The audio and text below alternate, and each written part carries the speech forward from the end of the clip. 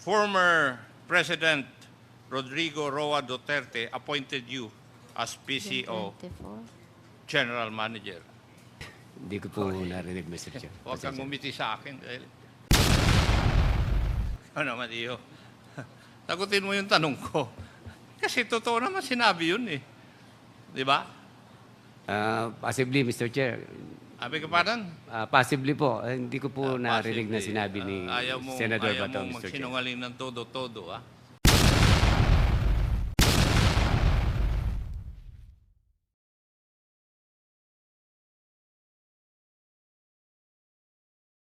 Mas lalo nang tumitindi ang mga katanungan dito sa House of Representatives dahil nga dito kay Colonel Garma kung saan ay nagsilabasa na ang mga anomalya na nangyayari nung panahon nga ni Duterte.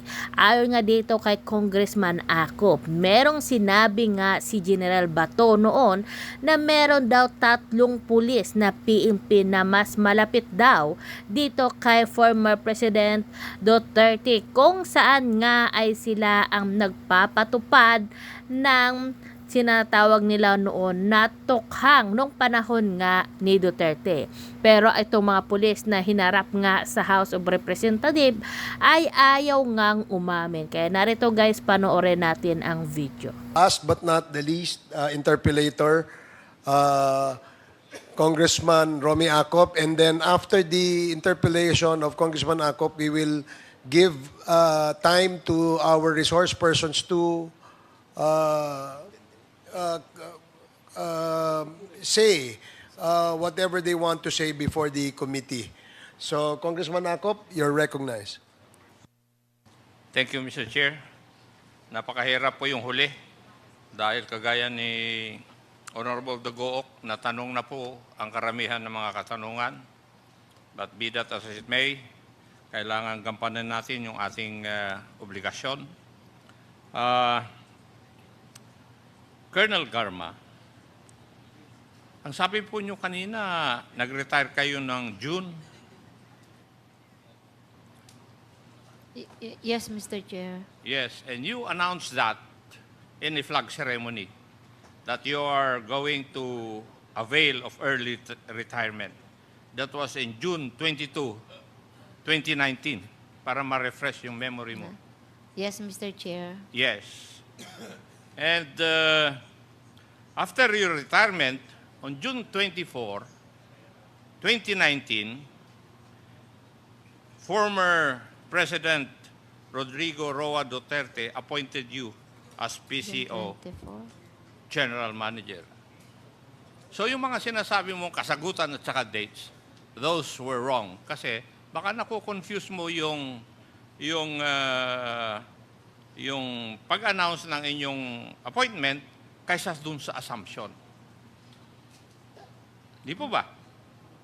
But, yes, maybe. On record, Yes, Mr. Chair. you announced in a flag ceremony that you are availing of early retirement. That was in June 22, 2019. And 2 days thereafter, former President Rodrigo Duterte announced your appointment as PCSO General Manager.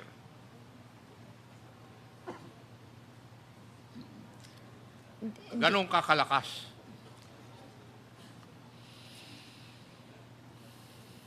May I know from Colonel Leonardo and Colonel Garma, if you held a meeting in Davao in June 28 of 2016,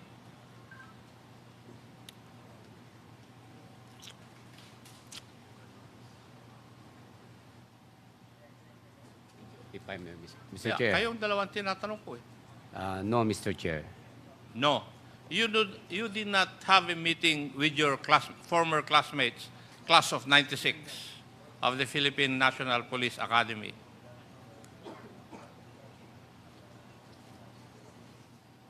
Remember, you're under oath, ha? On that very day, Mr. Chair. Ano? Same day, Mr. Chair. PNPA classmate mo, Opo, Mr. class Chair. of 1996. May I be clarified, Mr. Nagkaroon Chair? kayo ng meeting doon sa Davao last June 28, 2016.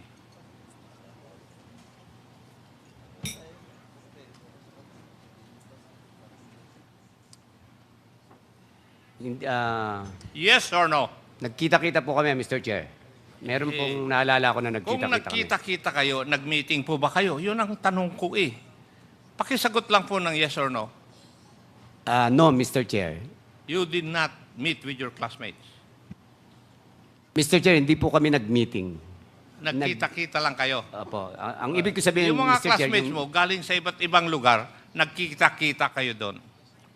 Opo, I think nagkita-kita is po. your answer. Tama? Nagkita po kami, Mr. Chair. Umiiwas ka kaagad, iho eh. Pares lang tayong galing sa CIDG. Di ba? Pero ako naging hepe, ikaw hindi. Yes. Colonel Garma, would that be true also that you met with your classmates, members of Class 97, in Davao City on June 28, 2016? I'm not sure of the date, Mr. Chair, but there was a meeting. Yes, Mr. Chair. Yes, there was a meeting. Okay, I'm just establishing the fact. Yun ang sagot ninyo. You're not very sure. Kasi I'm sure. Sigurado ako. Kasi we have witnesses. Tatanungin ko ba ito kung hindi ko alam?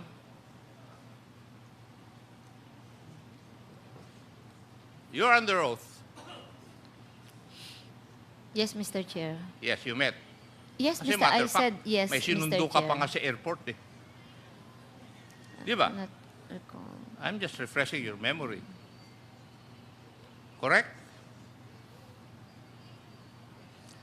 So, you met before July 1 of 2016 when former President Rodrigo Roa Duterte took officially office.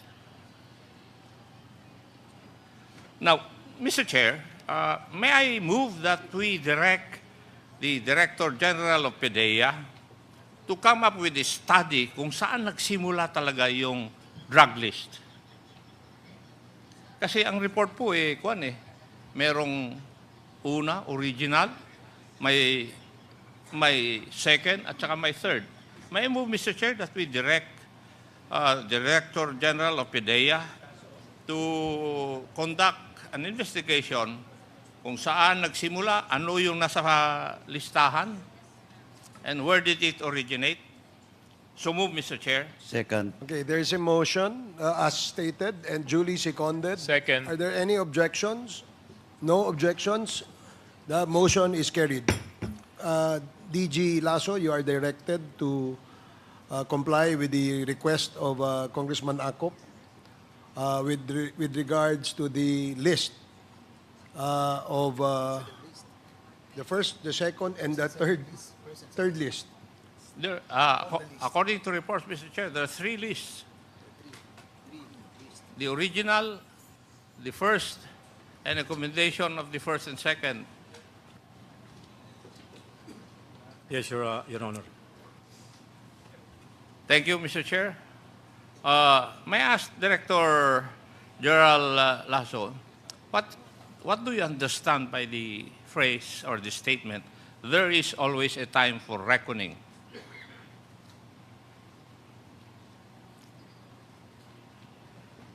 Your Honor, it means hindi parating fiesta. Hindi parating nakahilata. Sometimes dadapa ka rin. Hindi palaging sarap, may hirap din.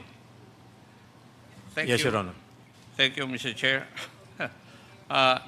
Karamihan po sa tanong kanina ay tungkol sa kung gaano po kalapit si Colonel Leonardo at saka si Colonel Garma doon sa ating former President, President Duterte. May I know kung sino po ang pinaka-senior na police officer present this evening? Oh, tama, this evening na pala. May I know who is the most senior officer? Please identify yourself. Good evening, Mr. Chair, Your Honor. I'm Police Brigadier General Noel Sandoval from the DADM. Anong class ka sa PNP? 94, sir. 1994. 94, okay. Yes, sir. And you have been in the service for a long time, 32 years, sir. 32 years. And you were on, what was your rank during the time of the former president? 26, I think, That's 2016 to 2022. police colonel na, sir. Police colonel. Yes, sir. Noong panahon na yon, ano sa palagay mo, o sino sa palagay mo, ang tatlong opisyal na pinakamalakas kay former President Duterte?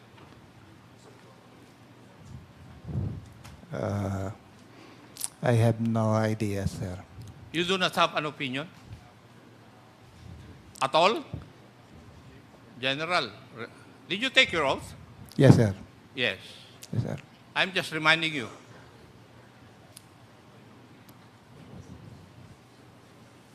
I am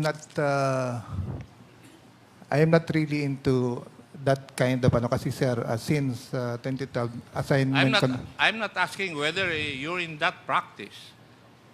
I'm just asking what is your opinion? Sino ang tatlong opisyal na ng PNP na pinakamalakas kay former President Duterte?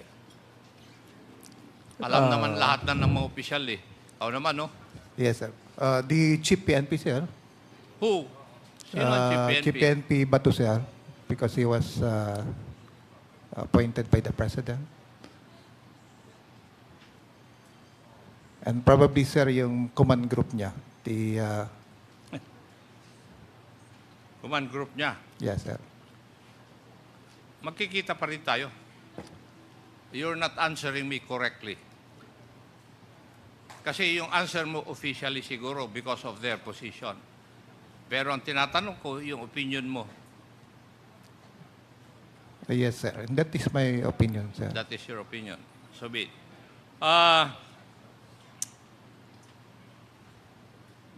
Colonel Leonardo, were you the one who introduced Colonel Garma to then President Duterte? No, no, Mr. Chair. No. No. Sigurado ka doon. Yes, Mr. Chair. Sino ang mas malakas sa inyo ni General Delarosa kay former President Duterte? Kasi ito yung mga tanong na indirectly tinatanong ng aking mga kasamahan eh. Ako na lang magtatanong ng diretso.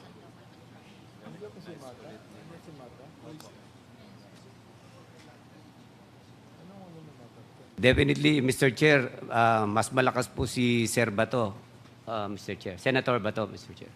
Kasi napilit ka niya na mag-retire early.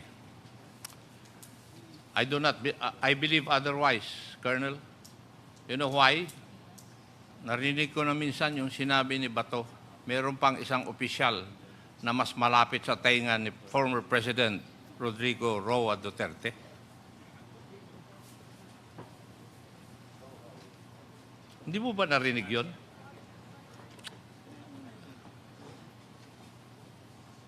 Hindi ko po narinig, Mr. Chair. Huwag kang ngumiti sa akin. Ano naman iyo? Sagutin mo yung tanong ko. Kasi totoo naman sinabi yun eh. Di ba? Possibly, Mr. Chair.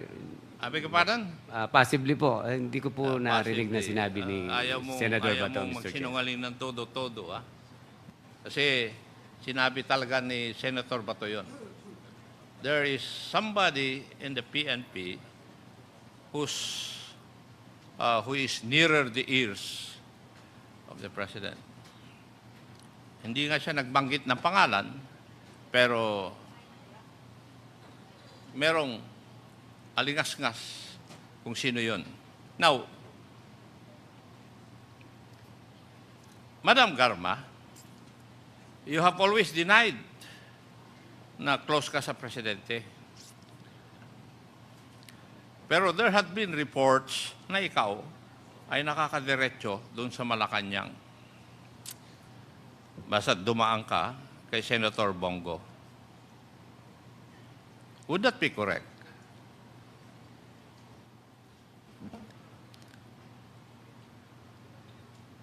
Yes, Your Honor. Yes. So, ang tanong ngayon ng karamihan sa aking mga kasama kanina, sino po ang mas malakas kay Presidente sa inyong tatlo? Si Senator Delarosa, Colonel Leonardo, or Colonel Garma? Siguro yung mga tao na present ngayon, nanonood, kayo na po ang bahala mag-determine kung sino po ang mas malakas. Kasi sa akin, meron po akong sariling panukala o pag-iisip kung sino. Now, may I request jail captain, Poro? Yeah. The third in command of the Davao Penal Colony. And the one in charge of the Bartolina.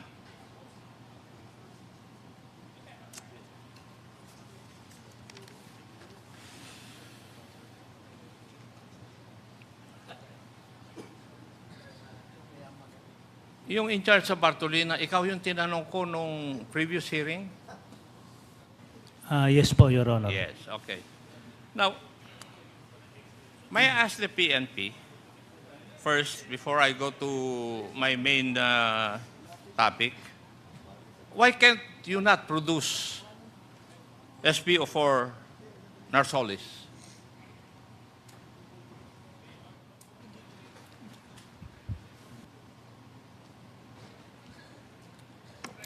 Do you not know where he is? No, no, sir. For now, sir, I cannot. I have no idea for now, sir. I cannot answer you the question, sir. May I ask COMSEC if the PNP was directed to see to it that SPO4 Narsolis retired will be able to attend this hearing? Na-invite? And yung PNP, naibigay nyo ba yung invitation sa kanya? If I may, Congressman Akop, I was advised by Colonel Cunanan. Just like to ask Colonel Espinido, kayo po ang naging station commander sa Calbiga, Samar, am I right? Gandara, Samar, Your Opo. Honor, Mr. Chair. Sino po naglagay sa inyo ron as station commander? Yung regional director ko, Your Honor, in the person of Brigadier General Ray Lanyada. And then kayo po ay naging station commander sa Misamis. Right after sa Gandara, Samar, Your Honor, Mr. Chair, naghipi ako ng San Miguel, Leyte, before Yolanda, Okay. for 6 months. Kay San Miguel Leyte po kayo. Sino Yes. po naglagay sa inyo ron? Yung regional director ko pa rin. Doon Your po Honor. naman sa Usamis. Nung kayo ay naging... Ang Chief PNP mismo, Your Honor. Ang Chief PNP mismo. Sino yes. po yung Chief PNP? Senator Bato na ngayon, Your Honor. Okay. Ito po mang pagkakalagay sa inyo sa Usamis ay mayroong basbas ng Pangulo ng Pilipinas, ng dating Pangulo. Nung una, Your Honor, I talked directly to the Chief PNP, General Bato Delarosa. Then, right after, yung presidente na mismo ang Okay. kausap ko. So mayroon pong basbas ng Pangulo yan. Yes, Your Honor. So ibig sabihin, hindi kayo pwedeng ilagay na station commander ng anumang, especially, yan pa nga, hindi katulad ng Cebu City yan eh. Yes. O ng Davao City. Di ba? Yes, Nang sir, walang Mr. basbas ang Pangulo. Meron palaging basbas ang Pangulo. Am I right? Yes, Your Honor. Okay. So gusto ko lang sabihin, Mr. Chair, na hindi ka pwede maging station commander ng Cebu City at ng Davao City na walang basbas ang Pangulo ng Pilipinas. Yun lang po. Thank you, Congressman Abante. Next to interpolate is Congressman Dagook. You are recognized. Thank you, Mr. Chair. At last, I would just like to manifest before I interpolate that I am in agreement with all the biblical passage being read by Colonel Espinido. I just want to add, try to see Sirach 31:5, Sirach chapter 31, verse 5, to fully support all the biblical passages that you have read. Now, Mr. Chair, I would like to ask, Major Jamie Portalisa, sinabi mo kanina na yung kasing mga katanungan ko na pinaghirapan kong aralin ang mga affidavit ay naitanong na lahat. So, itanong ko na lang kay Major Portalisa, sinabi mo kanina nung bumisita sila Colonel Royena, Garma sa'yo, kasama yung dalawa pa ninyong kaklase sa PNPA, ay nag-exchange number kayo. Tama po ba yung narinig ko kanina? Your Honor, kami lang po ni Colonel Garma yung nag-exchange numbers. Kayo lang ni Colonel Garma. So, nandyan pa po ba ngayon sa posisyon mo yung cellphone na gamit mo noong 2016 nung nag-exchange number kayo? Wala na po, Your Honor. Kung wala na po yung cellphone na yon, natatandaan mo po ba, Mr. Chair, yung number ni Colonel Garma? Hindi na po, Your Honor. Hindi mo na natandaan? Hindi na po. Mas maganda sana kasi kung natandaan mo yon, really to support your claim na nagkaroon kayo ng pagpapalitan ng numero. So, to Colonel Espinido, hindi ko kasi natapos yung mga katanungan ko noong unang nag-interpellate ako sa'yo just to yield to other members. Hindi ko tinapos yung oras ko.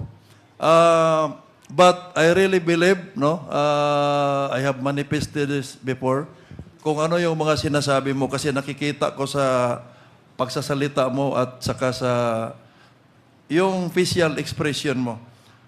May tanong ko lang, nung I have already established this noong unang pagtatanong ko sa iyo na talagang si General Bato, yung General Delarosa yung kausap mo sa telepono at na-validate mo yon nung nagkita kayo personal sa krami nung nag-report ka na siya yung nag-order na sagot mo na yon.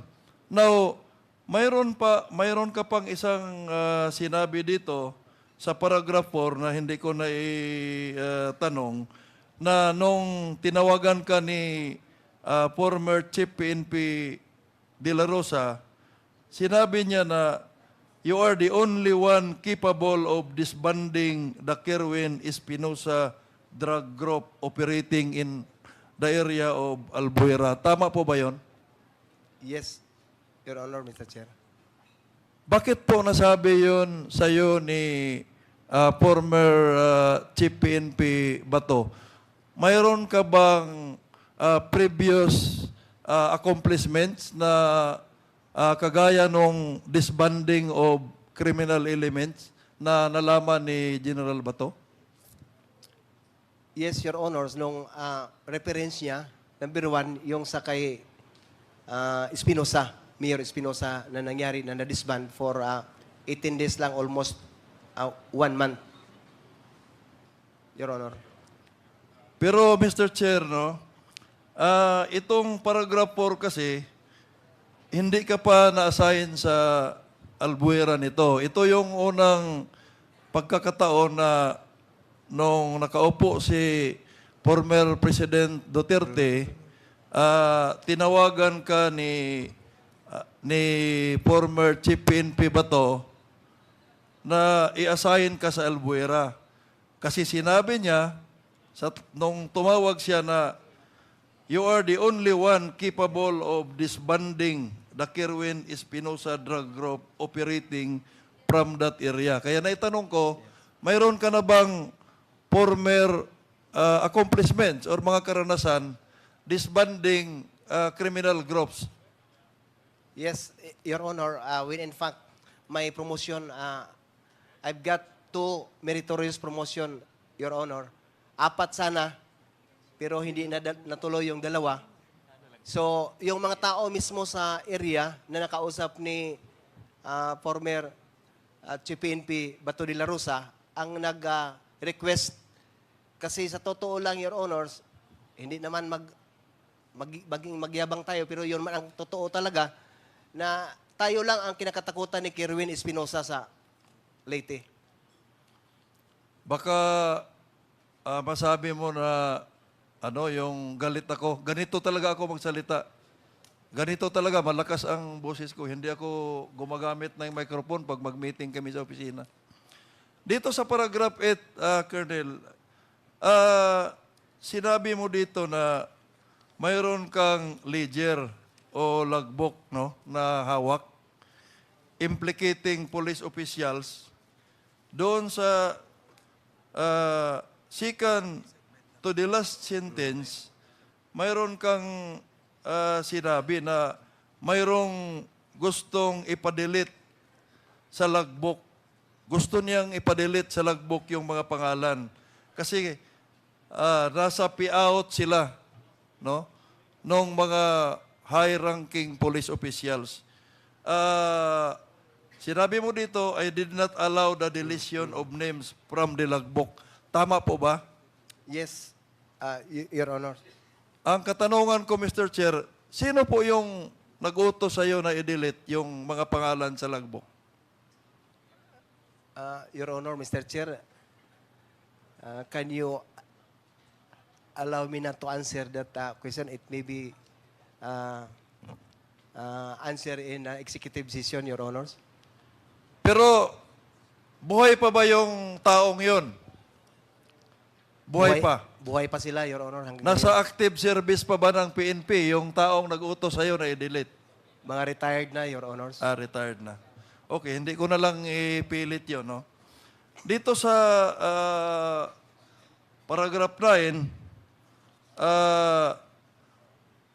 may mga nabanggit ka dito na mga witnesses. Ganon din po ba ang isagot nyo kung tatanungin ko kung sino yung mga witnesses na to? Yes, Your Honors. Pero hindi mo pwedeng isulat.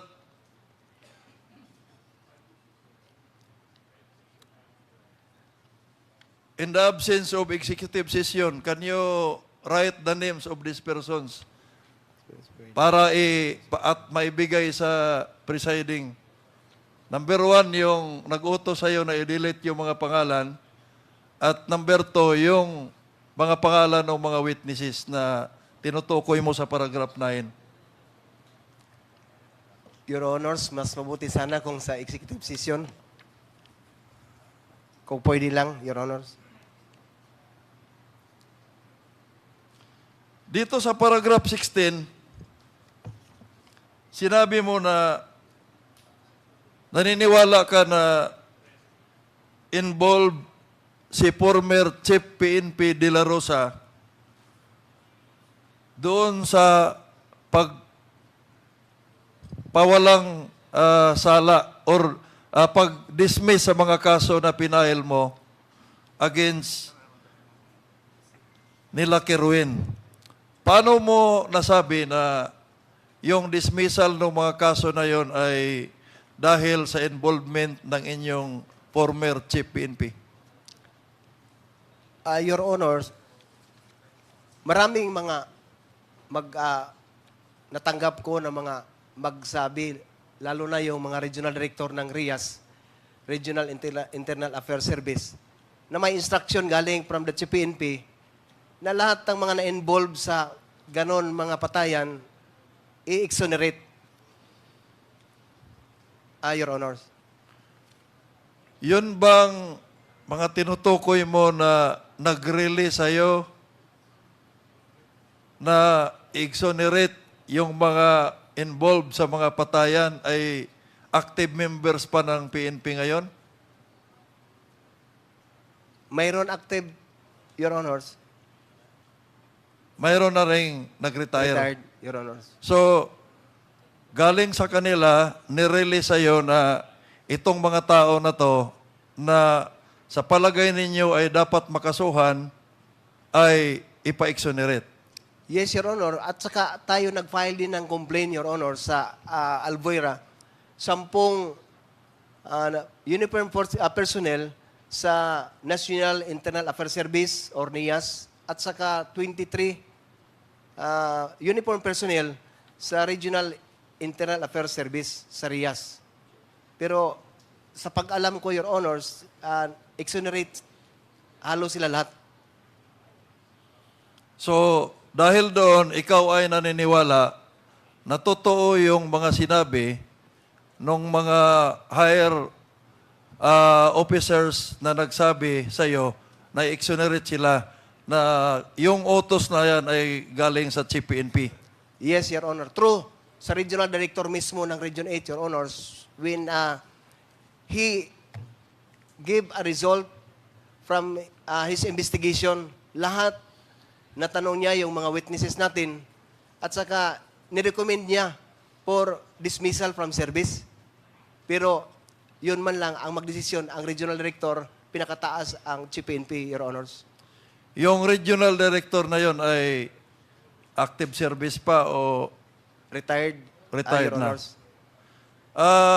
Colonel, ano po ba ang kaibahan ng executive para sa iyo? Ano po ba ang kaibahan ng executive session at saka isulat mo yung mga pangalan na hinihingi ng representasyon na to? Kasi napaka-importante po yon. Para at least, kasi ang krusada mo po kasi, malinis yung PNP na pinagsisilbihan mo ng 28 years. At nandyan ka na sa punto na hindi lang step 1 yung ginagawa mo. Para sa akin, kung hanggang step 10 yung malinis natin, nasa step 6 ka na. So, ano po ba ang kaibahan nung executive session na hinihingi mo at isulat lang yung mga pangalan na tinatanong ng representasyong ito? Your Honors, ang kaibahan, number 1, kung dito natin i-mention yan, Hindi i-mention. Hindi ko naman sinasabi na i-mention mo dahil naintindihan ko yung posisyon mo. Kaya lang, napaka-importante po yung mga pangalan ng mga tao na yon. At least ma-aware kami na mga mambabatas, no? Dahil yung mga high-ranking officials na yan, dumadaan po yan sa Commission on Appointments, sa CA. This is in aid of legislation. Kaya magagamit namin yung mga impormasyon na yon sa paggawa ng batas. Baka maamindahan natin yung mga batas na tatamaan doon sa mga recommendations ng committee na to. Hindi ko sinasabi na sabihin mo. Kaya, ang sinasabi ko lang, pwede mo bang isulat? Kaya, tinanong kita, anong kaibahan ng executive session at saka isulat? Kasi sa isulat, ganun din naman eh. Ang sabi ko nga, i-submit mo lang sa presiding. Hindi ko nga sinabi na ibigay sa akin eh. I-submit sa presiding for the committee's consumption na makita namin bakit ito mga tao na to ay ganito at bakit nagiging ganyan sila doon sa mga lower ranking official para mapag-aralan natin yung promotion for me, no? Yung promotion ng mga yung method of promoting these PNP officials. Kasi krusada mo yan at I would like to manifest for the record na I am one with you.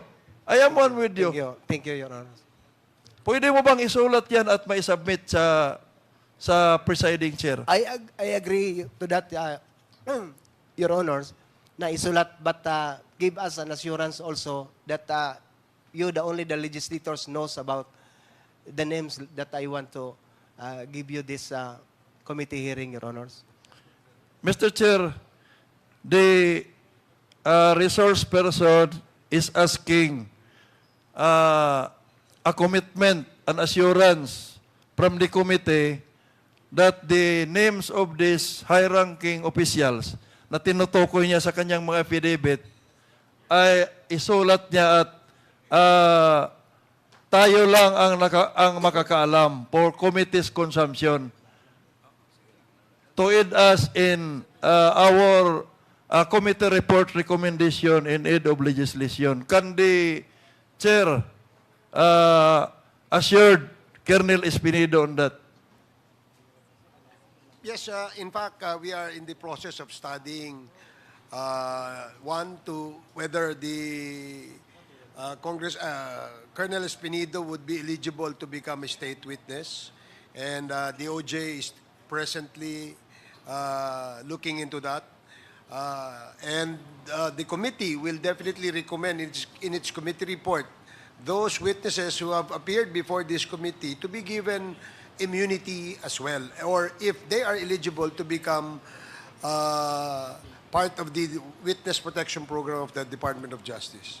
Mr. Chair, lidawin ko lang, ang hinihingi ko ay isulat ni Colonel Espinido yung mga pangalan na tinatanong ko instead of having an executive session. At he's willing, provided the committee will assure him na that is only for the consumption of the committee in aid of legislation. Hindi natin i-devolve. Can the chair of the Quadcom commit on that to Colonel Espinido? Well, yes, we can ask him to do that. But if the document that he will submit to us will be included in our committee report, therefore it will become a public record. That is not a document, Mr. Chair, that I am asking. Names of high-ranking officials na, number one, yung nag-utos na wag i-delete, yung nag-utos na i-delete itong mga pangalan na to doon sa lagbok na hawak niya, at yung mga witnesses, at yung mga high-ranking officials na nag-utos sa kanya na ito ay wag kasuhan, i-dismiss itong mga kaso nila, which is supposed to be makasuhan yon. Mga pangalan lang, not a document. Well, as I stated earlier, if we receive this list of names from Colonel Espinido and we feel, the committee feels that these people must be held liable, then we will have to include that in our committee report. And if it's included in our committee report, that will now become a public record, and it will be accessible to anyone who wants to see the names of those officers who have been listed by Colonel Espinido. Perhaps what we can do is that we ask Colonel Espinido to submit the names to us, and if we feel that this must be included in our committee report, we will have to inform him that the names that you have given us will now be part of the records of the Quadcom. I understand the position of the chair. But Colonel, again, it is your crusade to cleanse the PNP organization from iskalawags. And I would like to reiterate my manifestation also that I am with you. Pareho tayo ng direksyon. Kaya kung maaari, maibigay mo yung mga pangalan na yon. Anyway, dapat lang naman makasuhan yung dapat makasuhan. Kasi as of now, hindi sila nanagot. It is a crime. Alam mo yung obstruction of justice yun. Kaya I agree. I think the position of the chair is fair to Colonel Espinido. Anyway, mga pangalan lang naman yung isulat mo, then yung dapat lang naman makasuhan na mayroon tayong in the case of the prosecution na sa tingin natin it will hold water, yun lang naman at ipaalam naman sa iyo. So can you submit that list to the chair? I will consider that, Your Honors, and I will refer to the chairman of this Quad Committee, Your Honor. Thank you, Colonel. Thank you, Mr. Chair. Now, I am supposedly interpellating Colonel Garma, Mr. Chair, but based on what I have heard in the previous interpellators, I will no longer interpellate him, but I would just like to manifest that I am supporting the conclusion of the chairman of the Committee on Human Rights na mayroon siyang mga tinatago. Makikita ko sa kanya mga mata at naririnig ko sa kanya mga sagot. I will no longer interpellate him, but I would just like to put on record na there is relevance in the conclusion of the chairman of the Committee on Human Rights. I don't believe to some of the answers of Colonel Garma. Thank you, Mr. Chair. Thank you, Congressman Dagok. And the